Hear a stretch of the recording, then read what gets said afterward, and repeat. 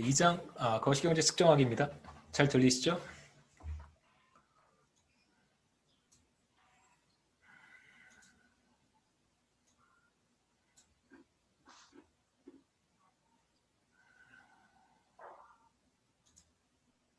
혹시 질문 있으세요? 지난 시간에 1장 거시경제학에 대한 소개 간단하게 했었는데 혹시 질문 있으시면 질문하시고요. 네, 오늘 거시경제 측정하기는 간단하게 우리가 GDP에 초점을 좀 맞춰서 이야기를 하도록 하겠습니다. GDP라고 하는 것은 이제 한 경제 상황을 전반적인 경제 상황을 이제 표현하는 대표적인 수치라고 할 수 있고, 구체적인 정의는 일정 기간 동안 어떤 경제 내에서 생산된 최종 재화와 서비스의 시장 가치라고 우리가 할 수 있습니다. 여기서 우리가 좀 초점을 맞춰서 보려고 하는 것은 국민 계정이라고 하는 거, 내셔널 인컴 어카운트라고 하는 걸 우리가 오늘 좀 볼 텐데, 국민 계정상에 이제 생산된 것의 가치와 지출한 것의 가치, 그 다음에 소득이 반드시 같아져야 한다는 걸 오늘 좀 보도록 하죠.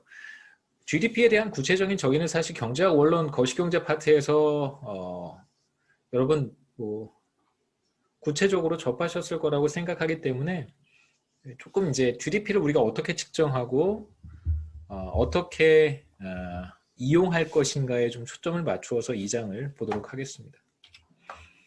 먼저 경제 상태, 전반적인 경제 상황을 우리가 어떻게 측정할 것인가, 간단한 예를 한번 생각해 볼 수 있는데, 호머 심슨과 이제 마지 심슨에 대한 예를 한번 생각해 보겠습니다. 호머와 마지는 이제 오렌지를 재배해서 판매를 한다 이렇게 생각해 보죠. 심슨 부부가 사는 곳은 이제 스프링필드고요. 오렌지를 재배할 때는 그냥 둘이서 재배를 하고, 이제 수확할 때는 둘이서 수확하는 것이 힘드니까 스프링필드에 있는 이제 주민들을 고용을 해서 오렌지를 수확한다라고 한번 가정해 보겠습니다. 심슨 부부는 이제 수확한 오렌지를 스프링필드에 있는 주민들에게 다시 판매를 하고요. 이제 우리가 GDP를 세 가지 측면에서 볼 텐데, 우선 생산 측면에서의 GDP란 무엇이고 어떻게 측정할 수 있는지, 그 다음에 지출 측면에서의 GDP는 무엇이고 또 어떻게 측정할 수 있는지, 그 다음에 이제 소득 측면에서의 GDP는 무엇이고 또 어떻게 측정할 수 있는지, 궁극적으로 생산 측면에서의 GDP와 지출 측면에서의 GDP, 그 다음에 소득 측면에서의 GDP가 결과적으로는 같아진다. 아니면 이렇게 생각하시면 돼요. 생산 측면, 지출 측면, 소득 측면에서의 GDP는 by construction, 그러니까 같아지도록 설계가 되어 있는 개념이다라고 생각하시는 것이 더 좋겠습니다. 생산 측면에서의 GDP, 그러니까 생산된 것의 가치를 측정을 하면 그것이 바로 생산 측면에서의 GDP가 되고요. 그렇다면 심슨 부부의 GDP는 어떻게 될 것인가? 아니면 심슨 부부가 거주하고 있는 스프링필드는 오렌지만 생산을 합니다. 그렇다면 스프링필드의 GDP는 어떻게 될 것인가? 1년 동안 재배하고 수확한 오렌지의 개수를 카운트하면 되겠죠. 그래서 주민들 고용해서 호머 마지 심슨하고 이제 주민들 오렌지를 수확할 테니까 따라다니면서 모두 이제 몇 개를 수확했는지 카운트한 다음에 곱하기 오렌지의 시장 가격을 곱하면, 그렇다면 우리는 스프링필드의 GDP를 계산할 수 있습니다. 그게 생산 측면에서의 GDP고요. 두 번째로 지출 측면에서의 GDP, 이거 우리가 expenditure approach라고 하는데, 지출 측면에서의 GDP는 누가 얼마만큼 지출했는가로 측정을 하는 것입니다. 그래서 스프링필드의 주민들이 이제 심슨 농장에 와서 오렌지를 구입한다고 한번 해보죠. 그러면 1년 동안 스프링필드 주민들이 심슨 농장에 와서 오렌지를 구입을 할 텐데, 구입에 사용한 지출 금액을 모두 더하면 그것이 바로 총 지출이 됩니다. 그래서 만일 심슨 부부가 수확한 오렌지를 모두 다 구입을 했다면, 스프링필드에 있는 주민들이 생산된 모든 오렌지를 구입을 했다면 구입한 것의 가치가 결과적으로 생산된 오렌지의 가치와 같아지겠죠. 그렇기 때문에 생산 측면에서의 GDP가 바로 지출 측면에서의 GDP와 같아진다라고 얘기할 수 있습니다. 근데 이제 문제는 뭐냐면, 만일 수확한 오렌지의 개수와 판매한 오렌지의 개수가 다를 수 있잖아요. 예를 들면 100개를 수확을 했어요. 생산을 했는데 100개를 다 판매하지 못할 수도 있습니다. 판매하지 못하고 남은 게 있을 수 있는데 그런 경우에는 생산 측면에서의 GDP는 이만큼인데 지출 측면에서의 GDP는 그거보다 좀 작겠죠. 그렇죠? 판매하지 못한 오렌지들이 있을 테니까 그럼 어떻게 지출 측면에서의 GDP와 생산 측면에서의 GDP가 같을 수 있는가 이런 질문을 해볼 수 있는데 그 부분은 우리가 다음에 조금 이따가 다시 한번 보겠습니다. 일단 여기에서는 생산된 모든 오렌지가 오렌지를 스프링필드의 주민들이 구입한다고 했을 때 결과적으로 생산 측면에서의 GDP가 지출 측면에서의 GDP와 같아진다고 우리가 얘기할 수 있겠죠. 그러니까 생산했는데 판매하지 못하고 남은 거 우리가 그걸 재고라고 부릅니다. 재고의 문제는 우리가 조금 이따가 다시 한번 생각해 보죠. 인벤토리라고 불러요.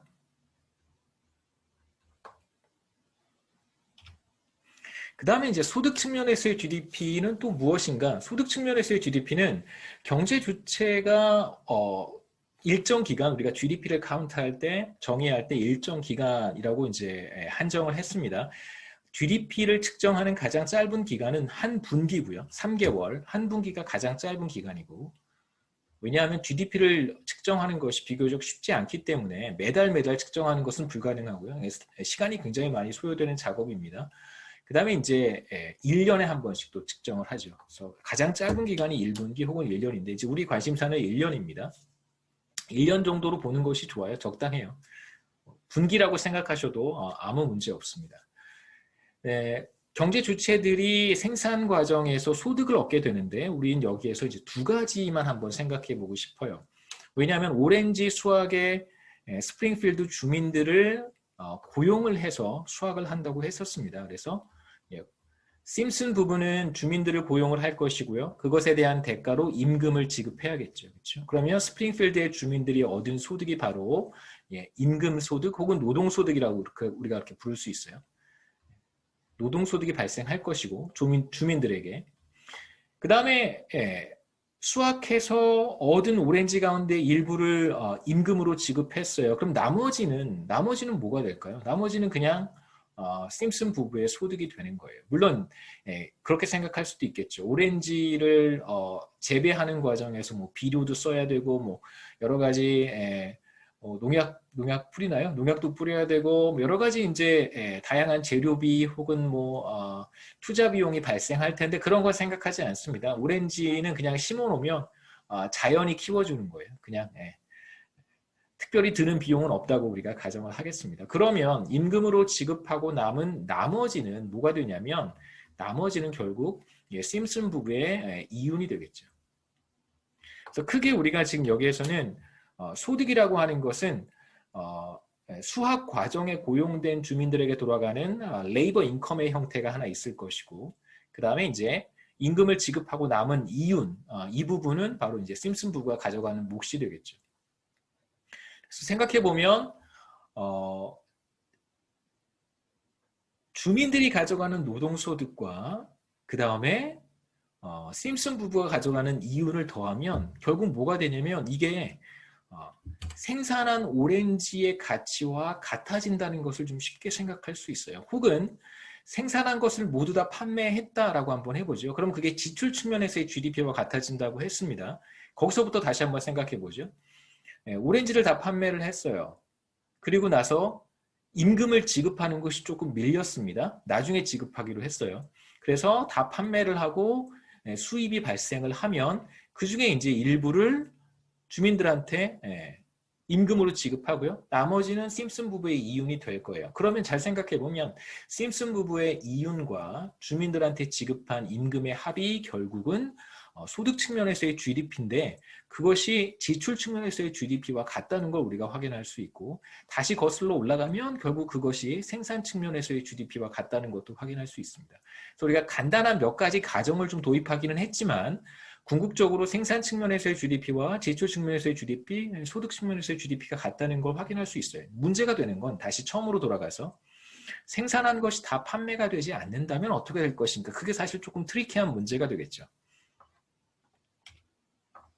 그 부분은 조금 이따가 보도록 하겠습니다. 지출 측면에서 GB를 조금 더 생각해 볼 텐데 우리가 expenditure approach라고 불렀습니다. 생산은 지출과 같아야 되고요. 물론 이제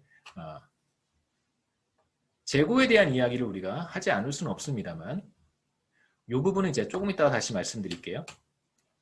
지출은 이제 목적에 따라서 혹은 이제 뭐 누가 구매하느냐에 따라서 아니면 무엇을 위해 구매하느냐에 따라서 크게 네 가지로 구분할 수 있습니다. 첫 번째는 이제 소비, 그러니까 가게가 소비를 목적으로 구입을 한다면 그걸 우리가 이제 컨섬션이라고 부르고요.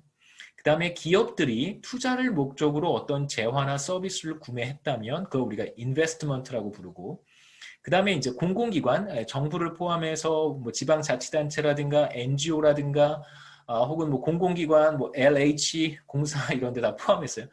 이런 곳에서 만약에 공익을 위한 목적으로 재화나 서비스를 구입했다면 그것은 우리가 government expenditure, 정부 지출이라고 부르고 이제 네 번째는 우리가 생산한 것 중에 일부를 이제 외국에 수출할 수도 있고요. 반대로 외국에서 생산된 재화나 서비스를 우리가 수입할 수도 있습니다. 뭐 대체로 재화겠죠. 우리가 수입할 수 있습니다. 이 둘의 차이를 우리가 순수출 혹은 net export라고 불러요.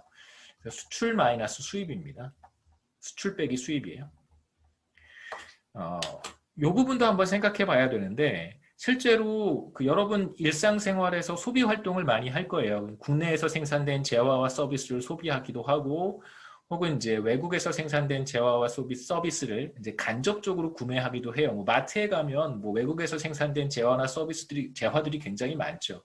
그걸 이제 소비할 수도 있고, 혹은 요즘 뭐 인터넷 직구 이런 게 잘 돼 있어서 인터넷 뭐 아마존이라든가 혹은 뭐 외국의 웹사이트 뭐 온라인 마켓을 통해서 직접 외국에서 생산된 재화를 구매할 수도 있습니다.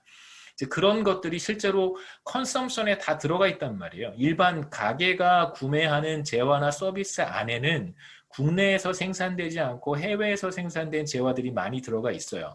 그거는 사실 국내 GDP가 아니란 말이에요. 국내에서 생산된 재화와 서비스의 최종 시장 가치가 바로 GDP의 정의이기 때문에 그럼 가게가 해외 직구를 통해서 구매한 거는 다 빼줘야 돼요. 다. 네, 다 빼줘야 됩니다. 마찬가지 컨셉이 마찬가지 논리가 투자에도 적용이 될 수 있고 정부 지출에도 적용이 될 수 있어요. 다 빼줘야 되겠죠. 외국에서 생산된 거 다 빼줘야 돼요. 그래서 이걸 어떻게 하냐면 여기서 빼주는 거예요. 다.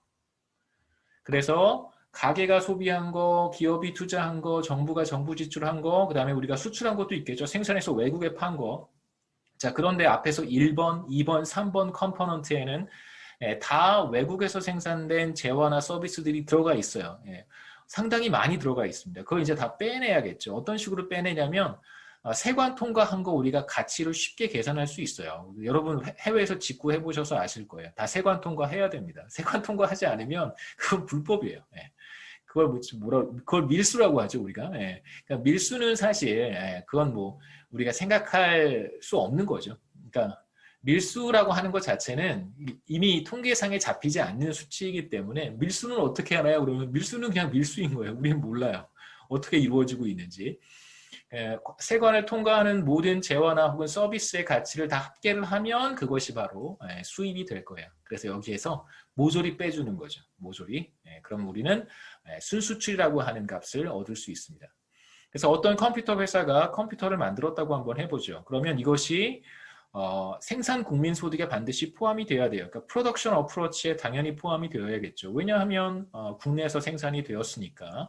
자, 그렇다면 이제 익스펜디처 어프로치에서 이게 1번 소비에 해당될 것인가, 2번 투자에 해당될 것인가, 3번 정부 지출에 해당될 것인가, 혹은 4번 수출에 해당될 것인가를 이제 우리가 생각해 봐야 되는데 그것은 어떤 경제 주체가 어떤 목적으로 컴퓨터를 구입했는가에 따라 달라질 거예요. 그래서 만약에 제가 인터넷 게임 하고 싶어서 구입했다면 그건 컨섬션에 들어갈 것이고 만약에 제가 사실 뭐 그렇진 않아요. 제가 뭐 법인을 하나 가지고 있다고 한번 해보죠. 법인 가지고 있지 않습니다. 제가 회사를 하나 이렇게 학교 몰래 운영을 하고 있다고 한번 해보죠.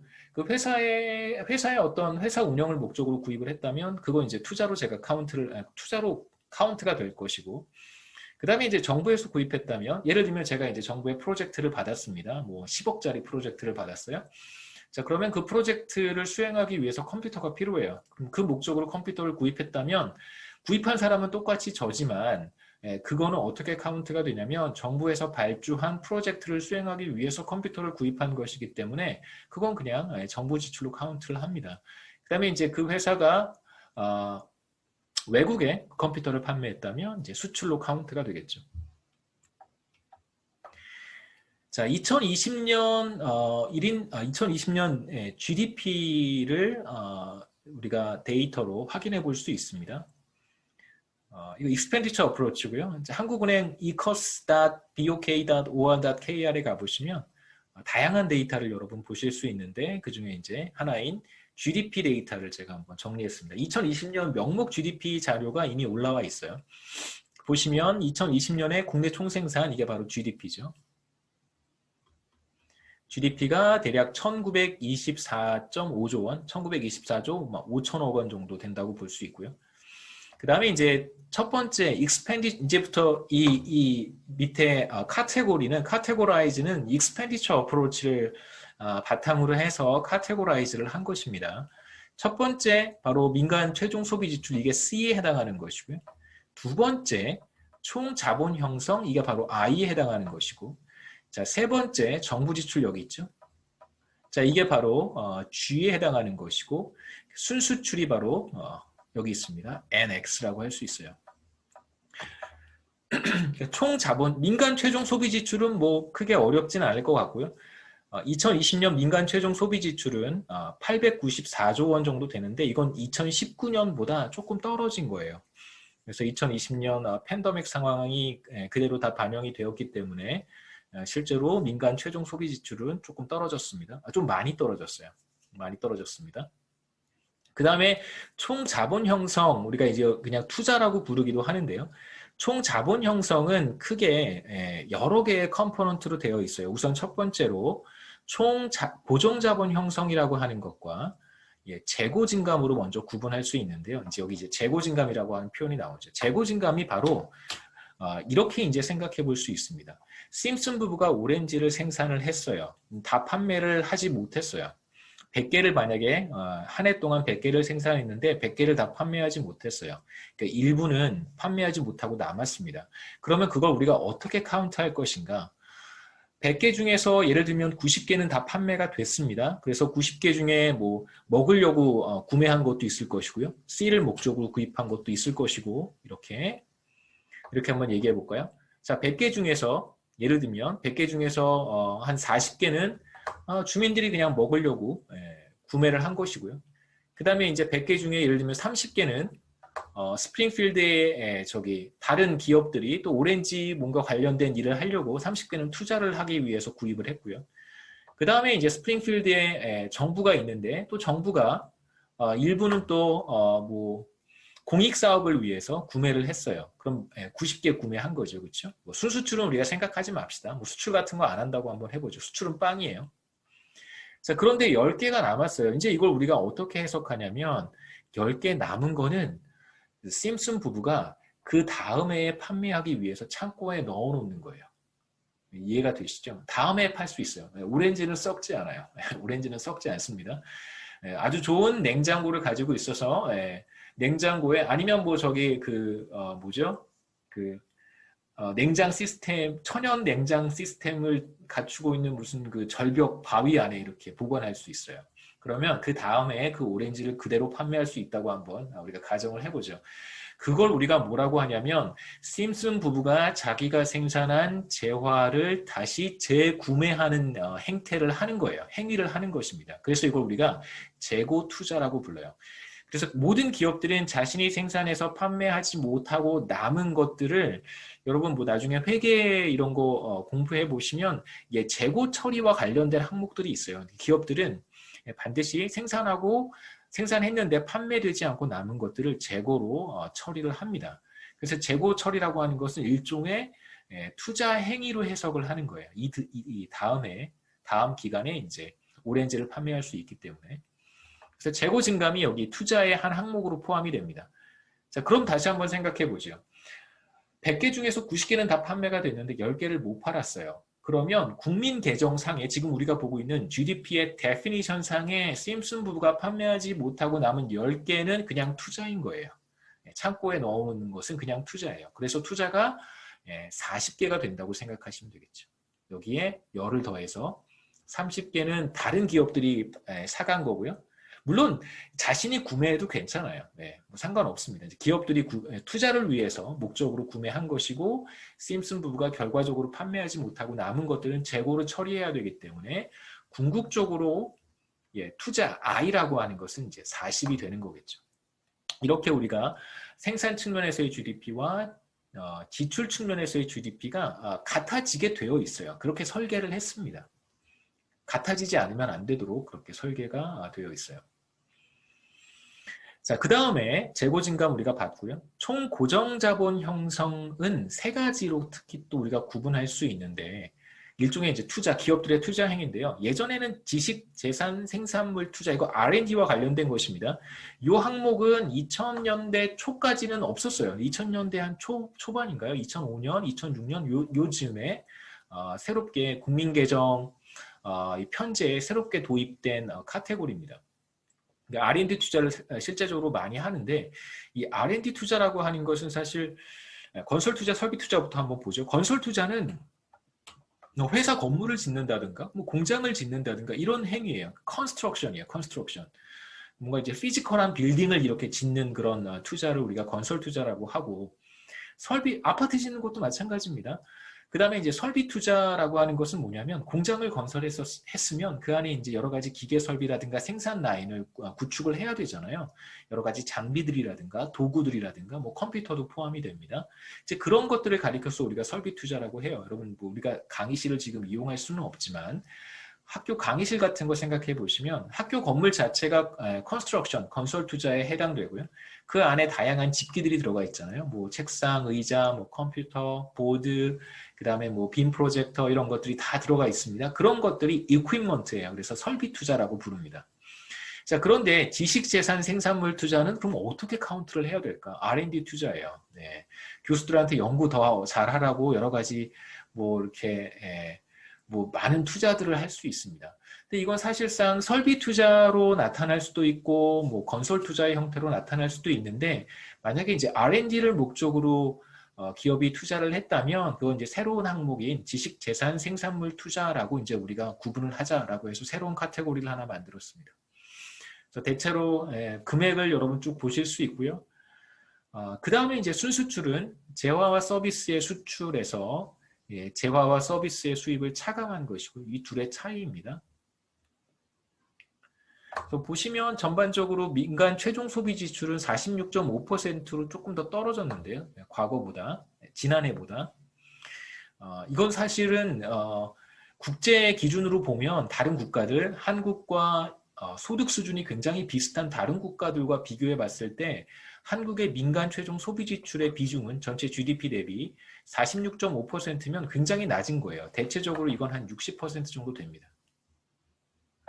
대다수의 국가에서 민간 최종 소비 지출 단 기준은 한국과 비슷한 GDP 수준을 보이고 있는 다른 외국, 우리가 저는 OECD 비교하는 거 굉장히 안 좋아하는데요.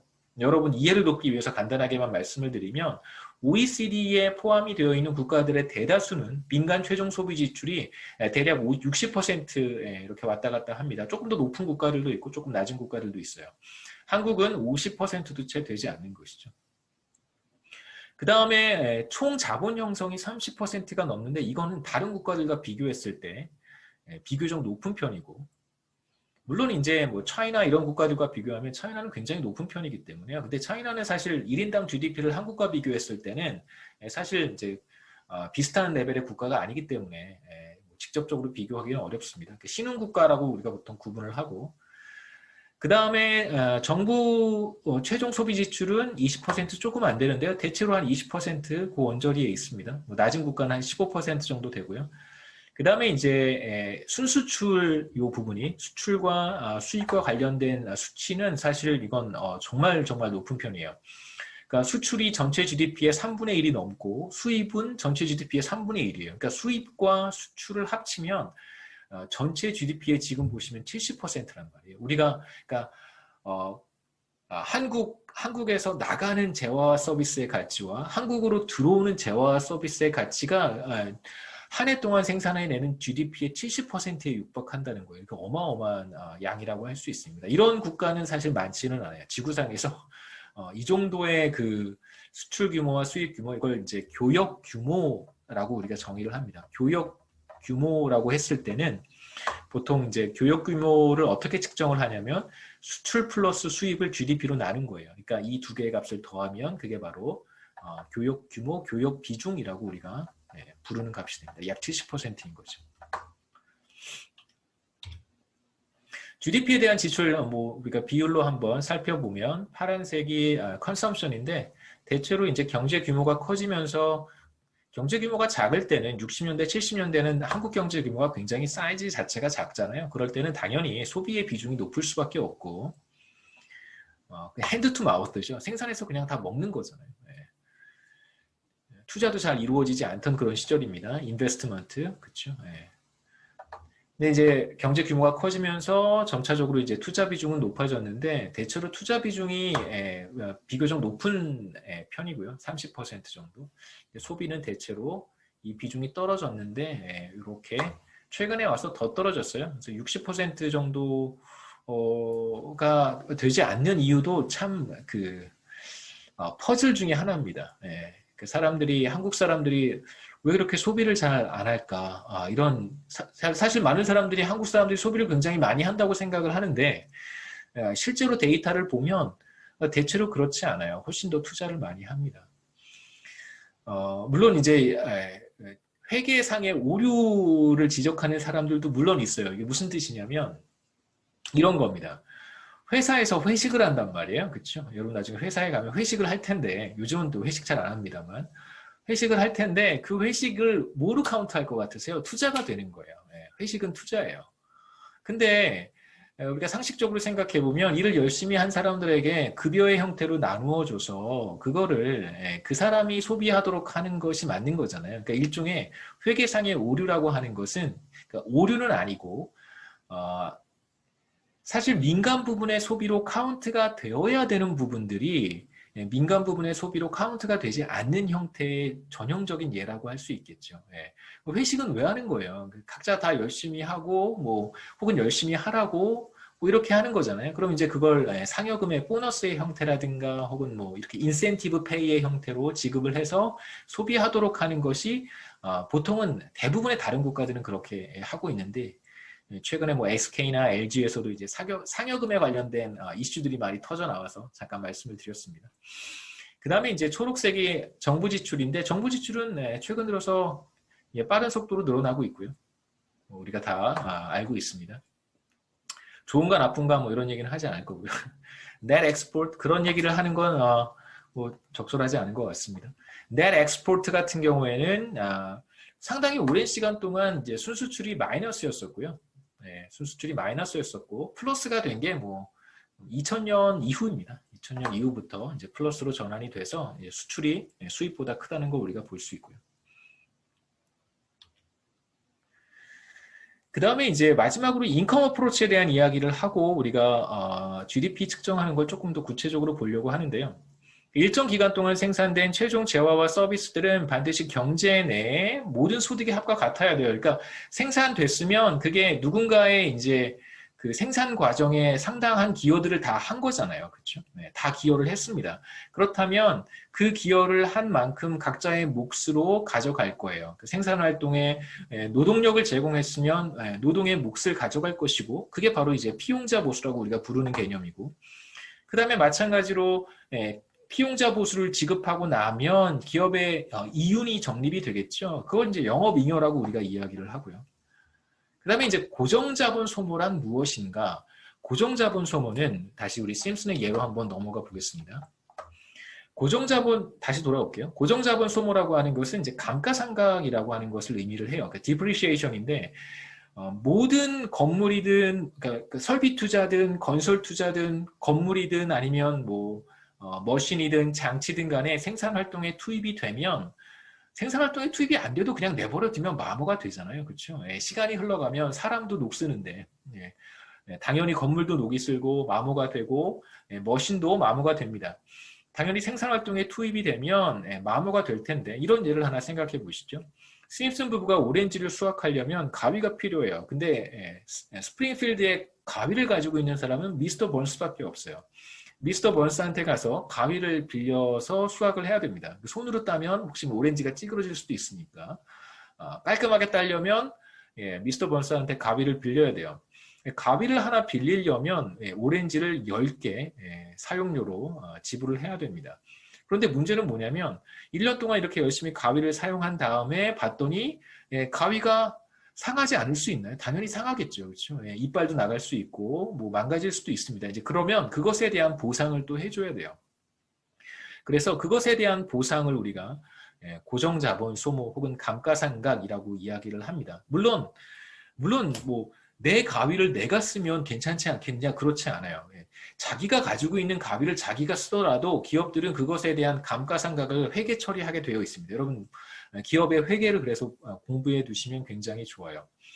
기업들은 자신의 자산을 그러니까 유형자산이든 무형자산이든 공장의 가치라던가 공장에 들어가 있는 다양한 시설들, 설비들의 가치를 정기적으로 평가를 해요. 그러면 생산활동에 이것들이 투입되고 나면 당연히 마모가 되겠죠. 그러면 그 가치가 1년이 지나면 조금 떨어지고 그 다음에 1년이 지나면 그 가치가 조금 더 떨어지고 그래요. 그렇기 때문에 자기가 그걸 가지고 있어 가위를 자기 거라고 해서 이빨 나갔으니까 괜찮다라고 생각해서는 안 됩니다. 그렇다고 하더라도 얼마만큼 감가상각이 됐는지 고정자본 소모분을 측정을 해서 그러니까 스스로에게 보상을 하는 것이겠죠. 그렇게 리포트를 하게 되어 있습니다. 그래서 만약에 1년 동안 빌려 쓰는 게 오렌지 10개다. 그런데 가위가 망가졌으니까 12개를 줘야 된다라고 한다면 그 차이만큼 2개, 오렌지 2개가 이제 고정자본 소모라고 우리가 이야기할 수 있겠죠. 다시 돌아가서 이제 고정자본 소모는 그런 개념이고요. 그다음에 뭐 생산 및 수입세, 세금의 영역도 있습니다. 정부의 몫이라고 할 수 있겠죠. 보통 이제 거래 과정에서 발생하는 세금이 있어요. 그러니까 보통 우리가 얘기하는 부가가치세 이런 것들이 이제 거래와 관련된 세금이고요.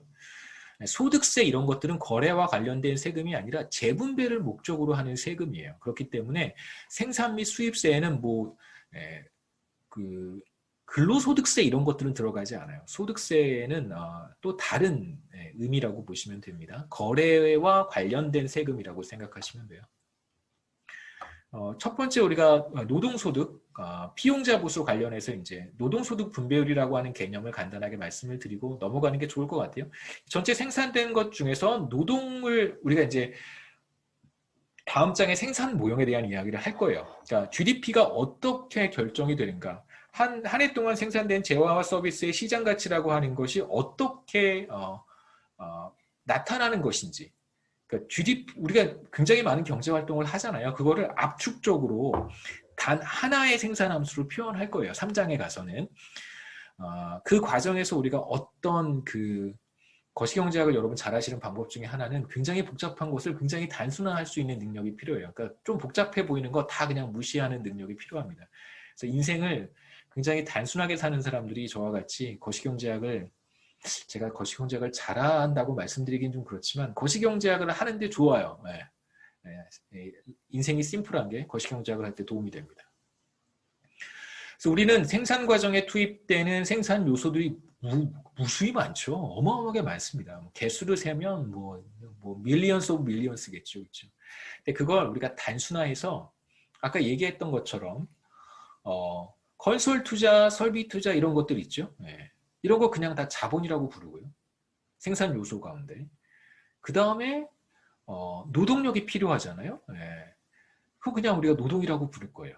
그 생산에 투입되는 요소들을 크게 노동과 자본으로 구분을 해서 GDP가 결정이 된다라고 부르도록 하겠습니다.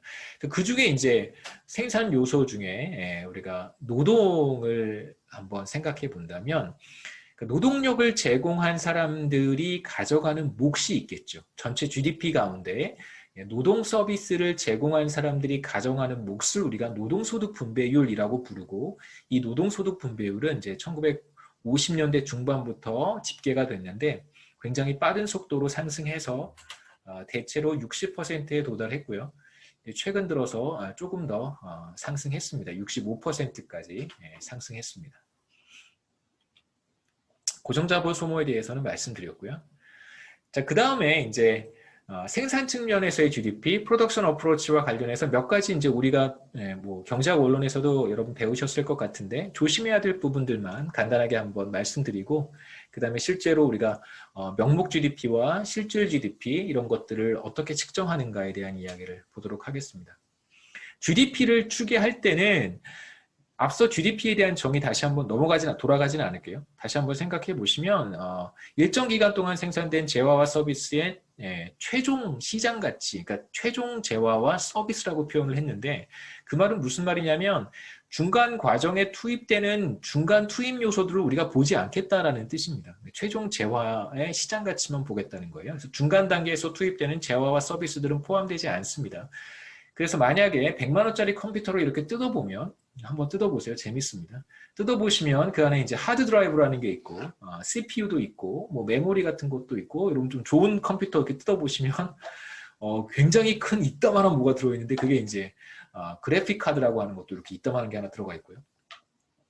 그 다음에 뭐 컴퓨터를 이렇게 부팅시켜 보면 뭐 뭐죠 저기 그냥 컴퓨터는 뭐 윈도우즈가 실행될 것이고 뭐 여러분 뭐 요즘 맥북 많이 쓰니까 맥 같은 거 실행해 보면 뭐 당연히 뭐죠 저기 iOS 뭐라고 부르죠? 네 하여튼 거기 그쪽 오퍼레이팅 시스템이 저는 안 써봐서 모르겠습니다. 그쪽 회사의 OS가 실행이 될 거예요. 굉장히 많은 부품들과 뭐 소프트웨어가 결합이 되어 있는 결합체인데 그렇다고 해서 뭐 거기에다가 뭐 좋은 그래픽 카드가 들어가 있으니까 그래픽 카드 값, 그 다음에 뭐 하드 드라이브 값, 뭐 최신 CPU 값 이렇게 다 더하지는 않습니다. 그냥 컴퓨터 100만 원짜리면 그냥 100만 원이 GDP에 집계가 되는 것이죠. 그 안에 있는 뭐 부품들 이런 거 따로 카운트하지 않는다는 뜻이고요. 그 다음에 이제 더블 카운팅 하지 않습니다. 중복 계상이라고 부르는데 대표적으로 예전에 지어진 주택이라든가 아파트를 거래하는 경우, 그 다음에 중고차를 매매하는 경우 이런 경우에는 당연히 GDP에 포함이 되지 않죠. 그러니까 거래가 되는 재화의 가치가 GDP에 포함이 되지 않는다는 것이지 작년에 지어진 주택을 매매를 해요. 그러면 매매 과정에서 부동산 중개업자를 통해서 보통 매매를 하니까 양쪽에서 부동산 중개업자에게 뭐 이제 중개 수수료를 냅니다. 중개 수수료를 주게 되어 있어요. 그럼 중개 수수료가 뭐 국세청에 신고가 된다면 그럼 당연히 그거는 GDP에 포함이 되겠죠. 중개 서비스를 제공한 거니까. 하지만 뭐 예를 들어서 뭐 5억짜리 아파트 없죠 요즘에. 10억짜리 아파트를 거래를 한다면 작년에 만들어진 아파트라고 하더라도 그 10억은 작년에 이미 카운트가 됐기 때문에 저기 올해 GDP에 카운트되지 않습니다. 중고차도 마찬가지예요. 2015년형 중고 자동차를 거래를 할 때 당연히 그 거래 과정에서 뭐죠? 거래를 매끄럽게 해주기 위한 매치메이커가 존재할 거예요. 매매상 아니면 이제 매매에 도움을 주는 다양한 트레이더들이 있을 텐데, 딜러들이 있을 텐데, 이 사람들의 서비스는 당연히 올해 GDP에 카운트가 되겠지만, 2015년 중고 자동차의 가치는 이미 그때 2015년에 카운트가 됐기 때문에, 이 자동차가 올해 시장에서 거래가 된다고 하더라도 자동차의 실제 가치가 GDP에 카운트되지는 않는다는 뜻입니다. 그 다음에 GDP에 포함이 되지 않는 것들 우리가 생각해 볼 수 있는데 시장에서 거래가 되지 않으면 GDP에 당연히 카운트가 되지 않습니다. 그래서 보통 GDP 시장에서 거래가 되지 않는 것들을 생각해 보면 가사노동, 뭐 여러분 뭐 어머니가 되실 수도 있고 아버지가 되실 수도 있고 여러분이 되실 수도 있고요. 뭐 제가 뭐 셔츠 같은 것을 세탁소에 맡길 수도 있는데 제가 직접 다리면 당연히 이제 GDP에 카운트가 되지 않는 것이고요. 그 다음에 자녀를 돌본다든가 뭐 집안 청소를 한다든가 뭐 식사 준비를 한다든가 이런 행위들은 다 GDP에 카운트가 되지 않습니다. 그래서 여러 가지 봤을 때 이제 아까 제가 작년 대비 민간 소비 지출이 떨어졌다고 했었잖아요. 그 중에는 마켓에서 시장에 나가서 거래를 하던 여러 가지 행위들이 가사노동으로 대체가 되었기 때문에 민간 소비 지출이 줄어든 측면도 분명히 있어요. 그러니까 실제로 예를 들면 밖에 나가서 식사를 하던 사람이 여러 가지 이제 팬데믹 상황이니까 밖에서 식사를 하지 못하고 이제 집안에서 대체를 하는 그런 의사결정을 한다면 당연히 민간 소비 지출은 하락하게 되어 있습니다. 왜냐하면 가사노동이라고 하는 것은 기본적으로 GDP에 카운트가 되지 않기 때문에 그런 것이죠. 그래서 더 나빠진 것이냐? 이건 또 다른 얘기예요. 그렇죠? 물론 그 사람의 의사결정에서 뭐가 더 최선이냐? first best는 나가서 먹는 거였었어요. second best는 집에서 먹는 거예요. 그러면 당연히 first best를 선택할 수 없었기 때문에 그 사람의 만족도는 조금 떨어질 수는 있겠죠. 그 둘을 비교해 본다면 뭐가 최적이냐에 따라서 우리는 다르게 대답할 수 있습니다. 자녀 양육 마찬가지고요.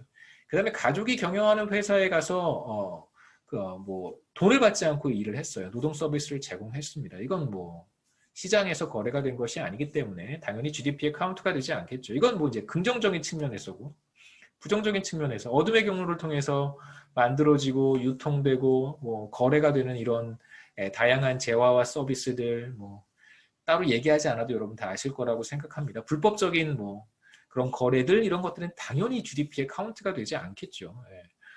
그 어떤 자료에 따르면 그 멕시코 같은 곳에서 이런 거래, 그쵸? 거기에는 다 나쁘다고 말할 수는 없겠죠. 왜냐하면 이제 그 조세 회피를 목적으로 하는 그런 이제 비시장 거래, non-market 트레이드들이 분명히 많이 존재할 테니까 그게 멕시코 같은 경우에는 전체 GDP의 한 4분의 20%에서 30%에 육박한다는 자료를 본 적이 있습니다. 기본적으로 조세 회피가 목적인 것이겠죠. 범법 행위라기 그 중에는 이제 실제 시장에서 거래가 되어서는 안 되는 그 재화와 서비스들도 분명히 있을 것이고요. 그 다음에 이제 그 국가의 어떤 그 조세 부담이 과도하다 보니까 그것을 회피할 목적으로 그렇게 거래가 되는 경우도 분명히 있을 거예요. 우리도 지금 부동산 규제가 상당히 강도 높게 진행이 되고 있어서 규제가 굉장히 강한 곳에서는요, 이 정부가 포착하지 못하는 그런 비시장 거래들이 사실 굉장히 빈번하게 일어날 수밖에 없습니다. 왜냐하면 거래는 사실 많은 사람들의 욕구이기도 해요. 북한 같은 데 생각해 보시면 북한에 시장 없을 것 같잖아요. 하지만 시장 다 있습니다. 시장에 가서 거래해요. 북한 사람들도. 거기서 달러 주고받고 그래요. 달러, 북한은 미 제국주의자들을 타도해야 되는 국가인 거잖아요. 국가의 그 졸린 목적 자체가 미 제국주의를 타도하는 건데, 실제로 가보면 그 시장에서 달러 거래하고 물건 사고 팔고 그렇게 합니다. 기본적으로 사람의 욕구라는 게 있기 때문에 그래서 우리가 경제학을 하는 것이죠. 그 다음에 이제 의료기술과 서비스의 발달로 기대 수명이 연장되는 경우 상당한 편익이 발생하지만 이러한 편익이 이제 GDP에 반영이 되지는 않겠죠. 그러니까 생각해 보세요. 아스트라제네카든 파이저든 아니면 머더나든 백신을 만들었습니다. 그럼 뭐가 GDP에 카운트되는 걸까요? 그냥 백신이 카운트가 되는 거예요. GDP에. 그렇죠? 연구개발에 투입된 비용, 그 다음에 백신 생산 비용 이런 것들이 GDP에 카운트가 되지만 만약에 그 백신을 통해서 지구상의 모든 국가들이 정상적인 정상적인 생활로 돌아갈 수 있다면 그것에 대한 베네핏은 사실 어마어마한 거잖아요. 근데 그건 GDP에 카운트가 되지 않습니다. 직접적으로 카운트가 되지 않는다는 뜻이고요.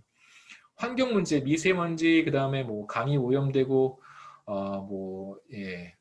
땅이 오염되고 이런 것들은 직접적으로 GDP를 떨어뜨리진 않아요. 미세먼지로 인해서 사람들의 경제 활동이 위축이 되고 이것들을 해소하는 방식으로 인센티브가 작동해서 어떤 대체가 되는 행동을 하기 때문에 GDP가 영향을 받는 것이지 미세먼지가 많아진다고 해서 GDP가 떨어지고 미세먼지 없어졌다고 해서 GDP가 올라가고 이렇지는 않는다는 뜻입니다. 직접적인 영향이 없다는 거예요. 당연히 간접적인 영향은 어마어마하겠죠. 왜냐하면 미세먼지 때문에 지금 집집마다 공기청정기 요즘 다 한 대씩 가지고 있는 것 같아요. 공기청정기 시장도 굉장히 많이 커졌고요. 예를 들면 이런 변화는 사실 GDP에 영향을 미칠 수 있겠죠. 그 다음에 천연자원 마찬가지입니다. 천연자원, 중동 같은 국가 생각해 보세요. 기름을 퍼내면 GDP가 늘어나요.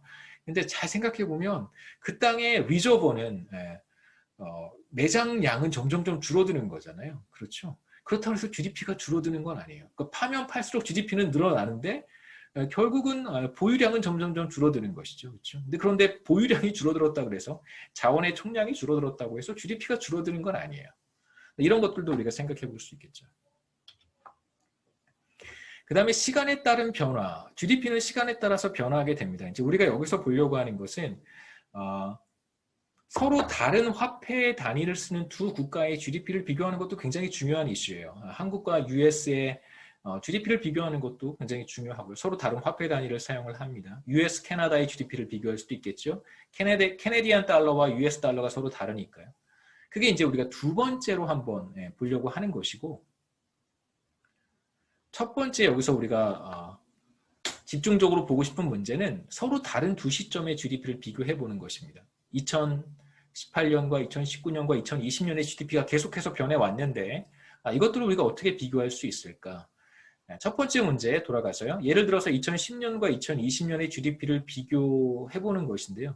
자, 아마 슬라이드에 이거 고치지 못했을 거예요. 고쳐놓으세요. 2008년, 2018년으로 되어 있을 거예요. 제가 나중에 보고 슬라이드를 업로드한 다음에 다시 고쳐서 다시 업로드를 했는데 아마 제가 업로드한 지 얼마 안 있어서 다운을 받은 학생들은 2008년과 2018년으로 되어 있을 거고요. 뭐 어제 저녁이나 오늘 다운받은 학생들은 아마 2010년, 2020년으로 되어 있을 것입니다. 경제가 꾸준히 성장했다고 한다면 2010년보다 2020년의 GDP가 더 크겠죠. 근데 이제 이러한 차이가 우리가 구분해 볼 필요가 있습니다. 재화와 서비스를 전보다 더 많이 생산해서 이렇게 된 건지 아니면 그 주택 가격 올라가듯이 이게 다 비싸져서 이렇게 된 것인지 그 시장 가치로 우리가 GDP를 평가한다, 측정한다고 얘기를 했었습니다. 그러면 뭐 물가가 올라가서 시장 가치가 부풀려진 것은 아닌지 우리가 나눠서 한번 생각해 보려고 하는데요. 그 다음에 이제 두 번째 이슈, 서로 다른 화폐 단위를 사용하는 두 국가의 GDP는 어떻게 비교할 것인가? 몇 시까지죠? 2시 15분까지 아닌가요? 2시 45분까지인가요? 45분. 예, 시간이 많군요, 아직. 예. 깜짝 2시 15분까지인 줄 알았어. 예. 그 다음에 서로 다른 화폐를 사용하는 국가의 GDP를 어떻게 비교할 것인지, 이제 우리가 환율을 사용을 해야 되는데, 환율을 사용해야 돼요. 어떤 환율을 사용해야 될지, 그냥 시장 환율을 써도 되는 것인지, 그러면 안 되겠죠.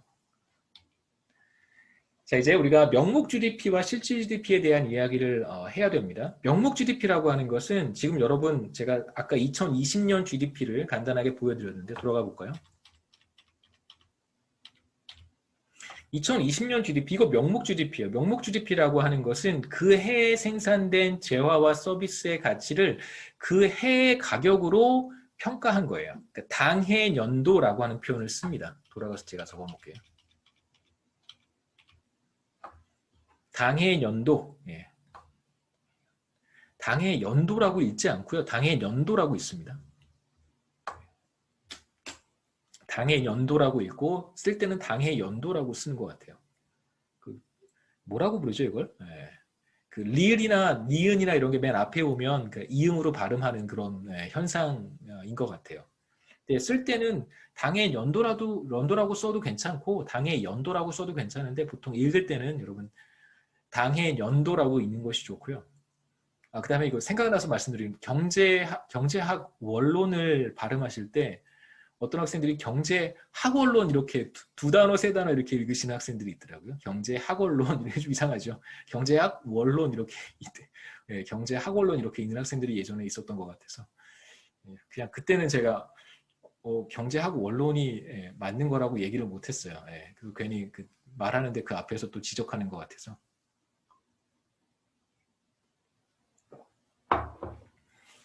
당해년도 가격으로 측정한 것입니다.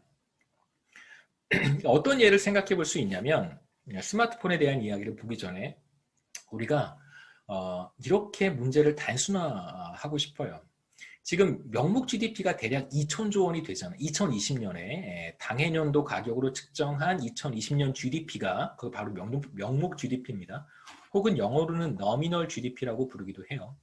nominal. 명목 GDP가 2천조 원 가량 된단 말이에요. 근데 그걸 우리가 어떻게 표현하고 싶냐면 실질 GDP라고 하는 것 하나와 그 다음에 가격이라고 하는 것의 하나를 곱한 것이다. 그렇게 표현하고 싶은 거예요. 조금 어려운 개념일 수도 있는데 지금 명목 GDP가 2020년에 2천조 원, 1900조 원 조금 넘잖아요. 그래서 2천조 원이라고 한다면 이제 우리가 이걸 어떻게 표현하고 싶냐면 어떤 가격, 그러니까 2천조 원이라고 하는 GDP를 결정하는 어떤 가격 하나, P 어떤 거 하나와 그 다음에 실질 GDP라고 하는 개념 두 개의 곱에 의해서 결정이 된다라고 한번 표현하고 싶은 거예요. 그러니까 여러분 우리가 인플레이션 얘기 많이 들어보잖아요. 물가 상승률 이런 얘기를 많이 하는데 그 도대체 뭐의 가격이냐, 뭐의 가격이 상승하는 것이냐, 내가 사는 물건들은 엄청나게 막 올라가고 있는데 왜 물가는 0.1%밖에 안 올랐다고 하느냐, 이런 얘기들을 많이 한단 말이에요. 그럼 그 가격이 뭐냐 도대체, 그것에 대한 이야기는 우리가 나중에 하겠지만, 그러니까 그 가격이 마치 이것과 같은 거죠. 이것과 경제 전체에 마치 꼭 우리가 단 하나의 오렌지만을 생산하는 그런 국가인 거와 같이 생각하시면 돼요. 그러니까 오렌지를 2,000조 개 생산했다 이렇게 생각하셔도 괜찮은 거예요. 우리가 어떤 하나의 재화만을 생산을 하고 그것의 재화의 가격이 딱 하나 존재하는 것처럼 생각하면 좋겠어요. 거시경제학을 이렇게 하면 훨씬 더 쉽게 접근할 수 있습니다. 우리는 하나만 생산해냈어요. 한 가지 종류의 재화. 그것의 재화의 가격이 바로 물가라는 거예요. 그런데 이제 현실은 그보다 훨씬 더 복잡하기 때문에 단순화한 다음에 다시 현실의 문제를 우리가 해결해 갈 때는 조금 또 많은 이야기들이 필요하겠죠. 자, 우선 스마트폰에 대한 이야기를 한번 예를 생각해 보겠습니다. 스마트폰을 37대를 생산을 했어요. 그러면 당해년도의 가격은 한 대에 10만 원이란 말이에요. 그럼 명목 GDP가 뭐냐면 37 곱하기 10만 원이에요. 개당 10만 원이니까. 그러면 명목 GDP를 우리가 370만 원이라고 부르면 돼요. 그 다음에 실제 GDP가 뭐냐? 이 경우에는 딱 하나의 한 종류의 재화만을 생산했기 때문에 그냥 개수가 실질 GDP가 돼도 괜찮아요. 한 종류만 생산하면 그냥 그 개수가 실질 GDP예요. 근데 문제는 뭐냐면 현실에서는 하나만 생산해내는 국가는 지구상에 존재하지 않아요. 굉장히 많은 재화와 서비스를 각 국가마다 생산해내고 있어요. 그렇다면 실질 GDP를 우리가 개수로 표현하는 건 좋은 방법이 아닙니다. 표현할 수도 없거니와 그렇게 표현하려고 시도하는 것이 좋은 방법은 아니에요. 그렇다면 실질 GDP라고 하는 것도 가격으로 표현하면 좋겠죠. 그래서 우리가 가격의 개념을 도입을 해서 실질 GDP라고 하는 것도 표현을 하겠습니다. 우리나라 2010년과 2020년 명목 GDP는 2010년에 1322조, 23조쯤 되고요. 그 다음에 2020년 명목 GDP는 2,000조 조금 되지, 2,000조에 조금 못 미쳐서 1,925조 원 정도 돼요.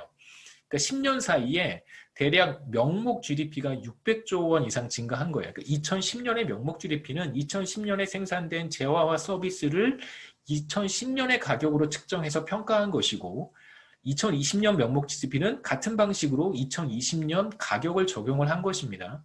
자, 그러면 지난 10년 동안 명목 GDP가 600조 원 이상 증가했는데 과연 이 중에 얼마만큼이 물가 상승 때문에 물가 상승에서 기인한 것이고 얼마만큼이 실제로 재화와 서비스의 생산이 늘어난 것인지를 우리가 구분해 볼 필요가 있어요. 그걸 구분하는 작업이 바로 이 섹션에서 우리가 하려고 하는 작업입니다.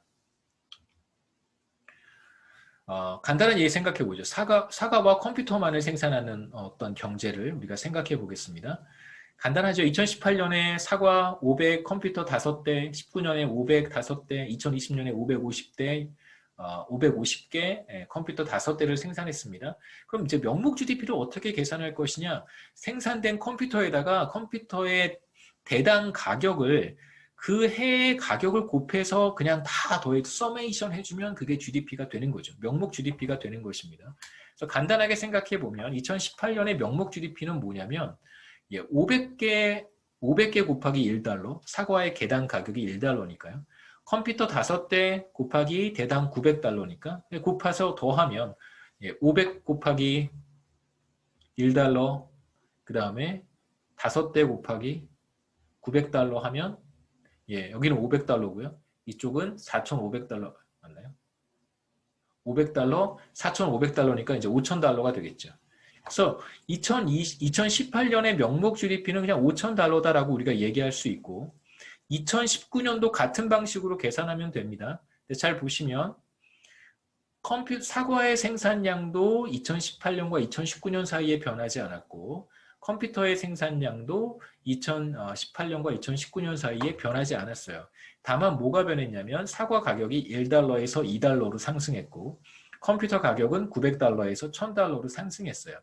자, 그럼 당연히 GDP는 증가할 거예요. 왜냐하면 가격이 상승했으니까. 2019년에 명목 GDP를 계산해 본다면 당연히 500 곱하기 2달러, 1000달러가 되고요. 5대 곱하기 1000달러 하면 5000달러니까 더하면 6000달러가 될 거예요. 그래서 2019년의 명목 GDP는 6000달러예요. 그래서 2018년과 2019년 사이에 생산량은 변하지 않았는데 사과의 가격이 1달러에서 2달러로 2배가 되었고 그 다음에 컴퓨터의 가격은 900달러에서 1000달러로 100달러 상승했습니다. 뭐 10% 가까이 상승한 것이죠. 10% 조금 더 상승한 것이죠. 그래서 명목 GDP가 6,000달러가 됐는데 이 경우에는 우리가 분명히 얘기할 수 있죠. 그러니까 뭐 이렇게 다 테이블로 볼 수 있으면 뭘 몇 개 생산했고 뭐의 가격이 어떻게 변했고 이걸 우리가 쉽게 이렇게 들여다 볼 수 있으면 금방 이게 뭐 가격 때문인지 뭐 생산량의 변화 때문인지 쉽게 우리가 파악할 수 있습니다. 그래서 사실 앞으로 우리가 하려고 하는 것도 뭐 한국은행, 통계청 이런 데서 다 하는 작업이기 때문에 사실 우리가 이거 어떻게 작업하는지 정도만 알면 되지 뭐 여러분들한테 뭐 디테일한 것까지 뭐 알아야 된다라고 뭐 그럴 필요 전혀 없습니다. 그래서 2019년에 명목 GDP는 이제 6,000달러로 상승하게 되는 거죠. 그렇죠? 그래서 2018년과 19년 사이에 명목 GDP의 변화가 나타나는데 이것은 순전히 가격 상승 때문에 나타나는 현상이다라고 말할 수 있습니다. 자, 이제 실질 GDP를 한번 계산해 보려고 해요. 여기서 실질 GDP는 어떻게 계산하냐면 포인트는 가격의 변화를 고정시켜 두는 것입니다. 묶어두는 거예요. 그러니까 가격이 변해서는 안 된다라는 것이죠. 그게 가장 바럼 라인입니다. 구체적으로 이제 실질 GDP를 어떻게 이제 계산하는지는 순차적으로 이렇게 볼 텐데, 실질 GDP를 계산하는 방법은 딱 한 가지만 있는 건 아니에요. 제가 말씀드리면서 이것도 실질 GDP가 될 수 있고 저것도 실질 GDP가 될 수 있고 이렇게 계산해도 실질 GDP가 될 수 있어요. 그러니까 왜 그러냐면 핵심은 가격의 변화만 묶어두면 되는 거예요.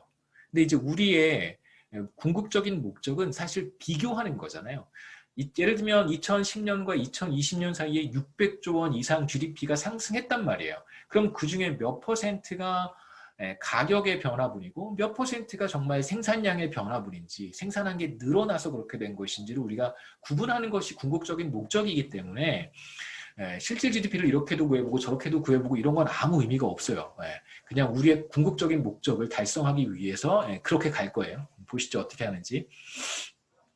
자, 우선 2018년의 실질 GDP를 계산해 보고 싶습니다. 자, 그러면 우리가 지금 2018년, 19년, 20년 요 세 개의 연도만 가지고 작업을 하기 때문에 여기에서 가격의 변화를 묶어두려면 이렇게 하는 거예요. 2018년의 가격으로 2018년 GDP를 한번 계산해보고 2018년의 가격으로 19년의 GDP를 한번 계산해보는 거예요. 그러면 18년과 19년 사이에 가격의 변화는 나타나지 않을 거예요. 왜냐하면 우리가 두 시점의 GDP를 계산할 때 적용되는 가격을 2018년으로 묶어놨기 때문에 그래요. 그러면 2018년에 실질 GDP 계산할 수 있고 2019년에 실질 GDP를 계산할 수 있습니다. 그렇게 해서 우리가 한번 해볼 거고요. 두 번째는 이번에는 가격을 굳이 2018년으로 묶어둘 필요가 없어요. 두 번째는 2019년 가격을 한번 써보는 거예요.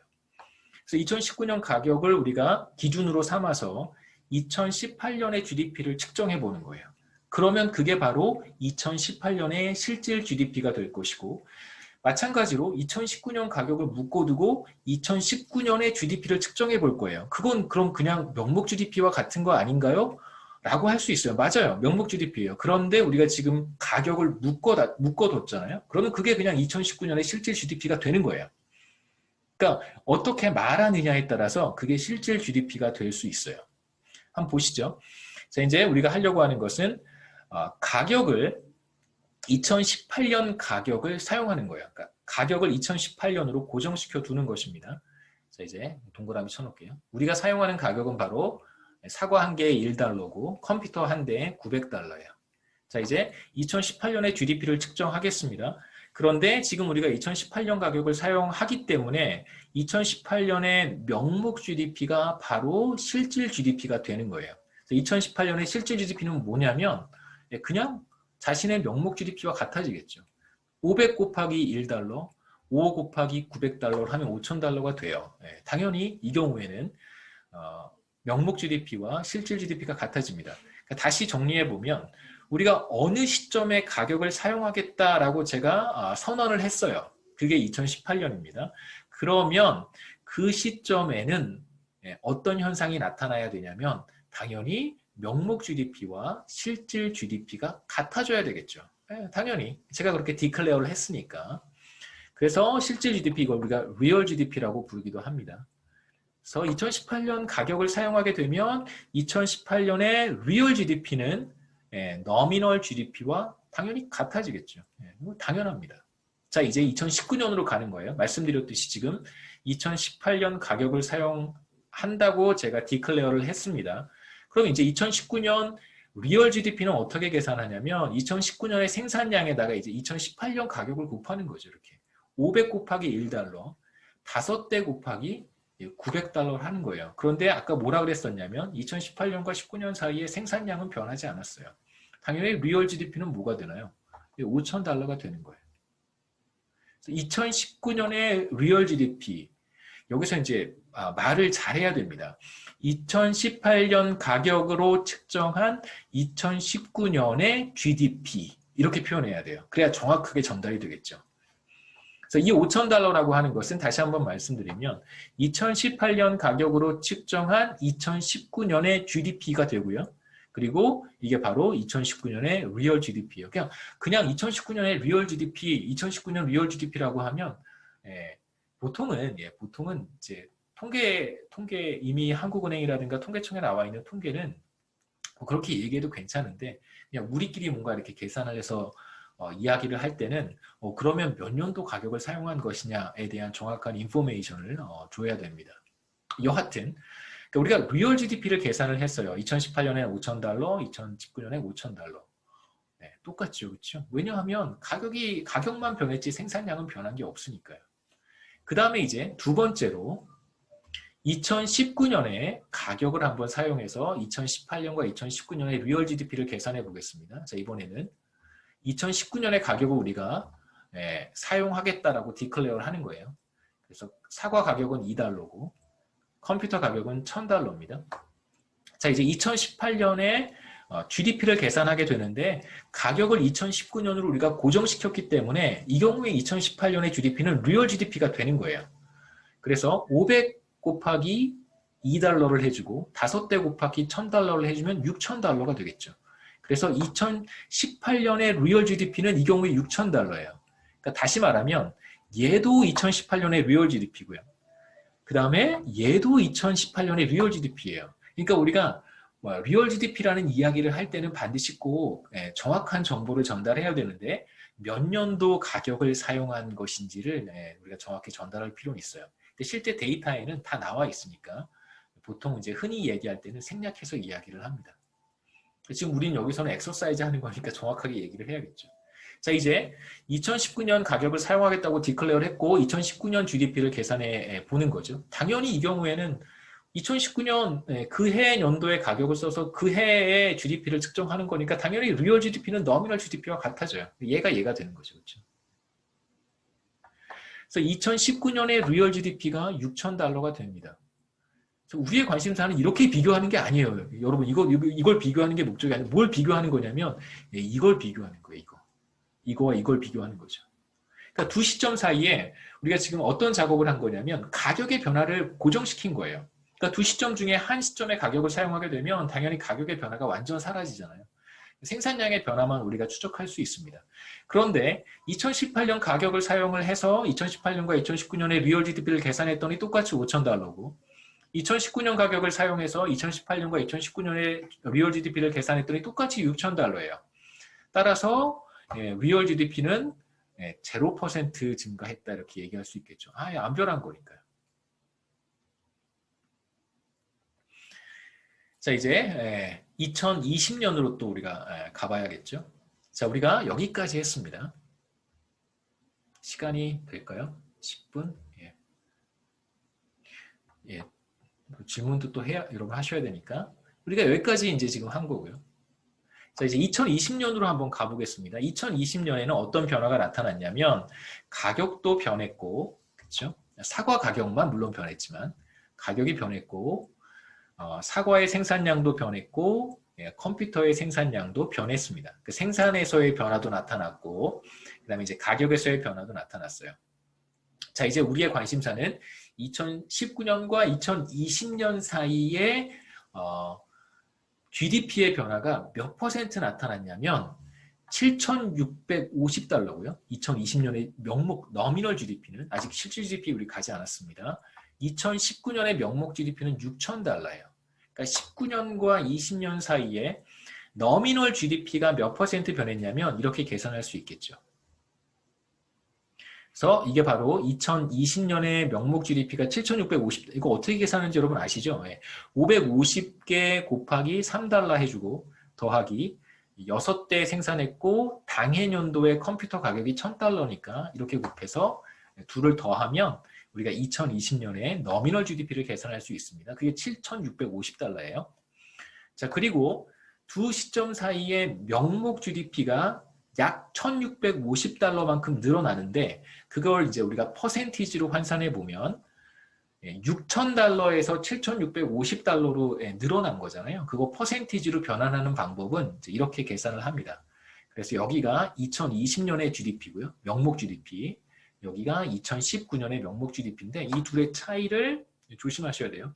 2020년의 명목 GDP로 나누는 학생들이 있는데 당연히 2019년에서 2020년으로 넘어가는 거기 때문에 출발점으로 나누어줘서 계산을 하면 되겠죠.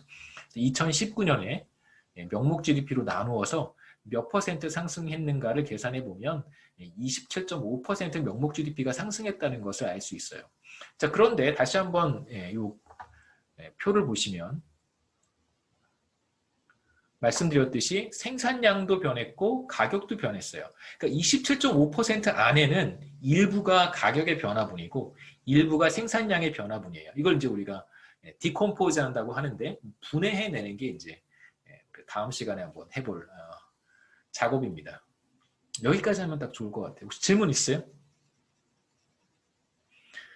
출석 관련해서 질문은 제가 출석은 말씀드렸죠. 우리 출석 그냥 다 모든 학생이 100% 출석. 네.